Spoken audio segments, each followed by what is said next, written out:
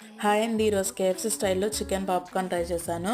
దానిలో కార్న్‌ఫ్లెక్స్ కానీ bread grams కానీ ఏం యూజ్ చేయలేదు. ఫస్ట్ అయితే బోన్లెస్ చికెన్ తీసుకొని అందులో కొంచెం సాల్ట్, అల్లం వెల్లుల్లి పేస్ట్, కారం, మిరియాల పొడి, పసుపు, ధనియాల పొడి, పెరుగు, వెనిగర్ లేదా నిమ్మరసం ఏదో ఒకటి యాడ్ చేసుకోవాలి. నేనైతే వెనిగర్ యాడ్ చేసుకున్నా. అది చికెన్ జ్యూసీగా అవ్వడానికి యూజ్ అవుద్ది అనమాట. అదైతే మ్యాక్సిమం 3 అవర్స్ అయితే మ్యాగ్నెట్ చేసి పక్కన పెట్టాలి. దాని తర్వాత ఒక కప్పు మైదా పిండికి హాఫ్ కప్పు కార్న్‌ఫ్లోర్, కొంచెం సాల్ట్, కారం, బేకింగ్ పౌడర్ అయితే యాడ్ చేసుకొని చికెన్ ముక్కలు అయితే పట్టించాలండి. దాని తర్వాత సేమ్ మెజర్మెంట్స్తో మళ్ళీ పిండి కలుపుకొని దాని తర్వాత డీప్ ఫ్రైకి ఆయిల్ పెట్టుకోవాలండి.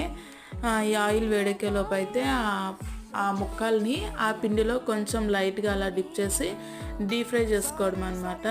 లైట్గా కలర్ వచ్చిన తర్వాత తీసి బౌల్లో వేసుకుంటే ఎంతో easy and tasty chicken popcorn అయితే రెడీ అవుతుందండి. మీకు నచ్చితే ఛానల్ని లైక్ చేసి సబ్స్క్రైబ్ చేసుకోండి.